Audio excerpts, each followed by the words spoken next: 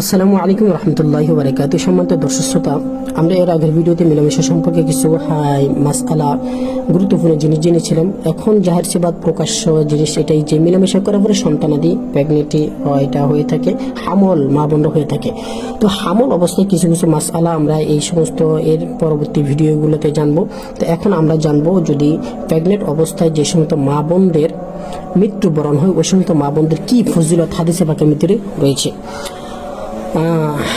মুসনাদ আহমদ এবং আবু দাউদের ভিতরে বর্ণনা, নবী করিম সাল্লাল্লাহু আলাইহি ওয়াসাল্লাম সাহাবায়ে কিরামদেরকে জিজ্ঞেস করেন, তোমরা কি জানো শহীদ কাকে? নবী করিম সাল্লাল্লাহু আলাইহি ওয়াসাল্লাম বলেন যে তোমরা শহীদ কাকে বলো? তখন সাহাবায়ে কিরামরা বললেন, আমরা শহীদ বলি যে ব্যক্তি আল্লাহ সুবহানাহু ওয়া তাআলার রাস্তায় জিহাদ করে মৃত্যুবরণ করে তাকে শহীদ বলে। তখন রাসূল সাল্লাল্লাহু আলাইহি ওয়াসাল্লাম বললেন, এই ব্যক্তিকে ব্যতীত আরো 7 জন, মোট 8 জন শহীদ রয়েছে। এছাড়া অন্যান্য হাদিসের ভিতরে মোট শহীদের 12 প্রকার শহীদ পাওয়া যায়। তো একে একে ধারাবাহিকভাবে আমরা জানবো। তো সর্বপ্রথম আমরা জেনে নিই যে শহীদের মধ্যে 1 নম্বর প্রকার হচ্ছে যে ব্যক্তি আল্লাহর রাস্তায় জিহাদ করে মৃত্যুবরণ করে সে শহীদ। 2 নম্বরে যে ব্যক্তি আগুনে পুড়ে মৃত্যুবরণ করে সে শহীদ। 3 নম্বরে যে ব্যক্তি ডুবে মারা যায়, লঞ্চ ইত্যাদি যে কোনো পরিস্থিতি ডুবে মৃত্যুবরণ করে সে শহীদ। 4 নম্বরে জাতাল জাম্ব অর্থাৎ নিউমোনিয়া, জ্বর, এই সমস্ত রোগে যে সমস্ত মানুষ মৃত্যুবরণ করে সে শহীদ।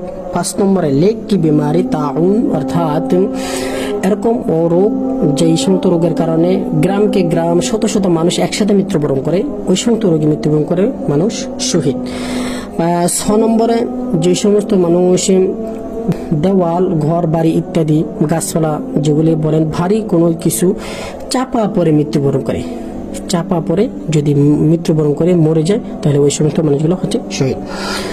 7 নম্বর হচ্ছে পেটের কোনো পেট কি বিমারি, পেটের বিমারি হতে পেটের মধ্যে এই দাস্ত, ডায়রিয়া, কলেরা বা পেটের ভিতরে আলসার হয়েছে, ক্যান্সার হয়েছে, এই সমস্ত রোগে পেটের কোনো সমস্যার কারণে, পেট ব্যথার কারণে, পেটের কোনো সমস্যার কারণে মৃত্যুবরণ করলে সে শহীদ। 8 নম্বরে যে সমস্ত মা বোনরা প্রেগনেন্ট অবস্থায় ছিল এবং ডেলিভারি অবস্থায় ডেলিভারি যন্ত্রণা সহ্য করতে না পেরে মৃত্যুবরণ করেছে ওই সাথে মা বোনরা শহীদ। এমনিভাবে জামে তিরমিজিতে নবী করিম সাল্লাল্লাহু আলাইহি ওয়াসাল্লাম আরো 4 প্রকারের শহীদের কথা বলেছেন। 1 নম্বর যে ব্যক্তি দ্বীনের হেফাজত করতে গিয়ে মৃত্যুবরণ করে সে শহীদ। 2 নম্বরে যে ব্যক্তি নিজের জানের হেফাজত করতে মৃত্যুবরণ করে সে শহীদ।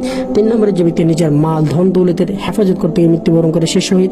4 নম্বরে যেই ব্যক্তি নিজের পরিবার পরিজনদেরকে হেফাজত করতে গিয়ে মৃত্যুবরণ করে সে শহীদ। তো দর্শক শ্রোতা, এরপরে ভিডিওতে আমরা জানবো যে প্রেগনেন্ট অবস্থায় কি কি কাজ করণীয় এবং প্রেগনেন্ট অবস্থায় ছেলে সন্তান যদি প্রেগনেন্ট অবস্থা নষ্ট হয়ে যায় ওই সময় আল্লাহ পাক রব্বুল আলামিন আমাদেরকে কি আজর দেন, এবং এরপরে বাচ্চা যখন ভূমিষ্ঠ হয় এরপরে মৃত্যুবরণ করে আল্লাহ পাক রব্বুল আলামিন কি আজর দেয় এই সমস্ত বিষয় জানবো। ততক্ষণ মধ্যে সবাই ভালো থাকবেন, সুস্থ থাকবেন, আমি অধমের জন্য দোয়া করবেন। আসসালামু আলাইকুম রহমতুল্লাহি ওয়া বারাকাতুহু।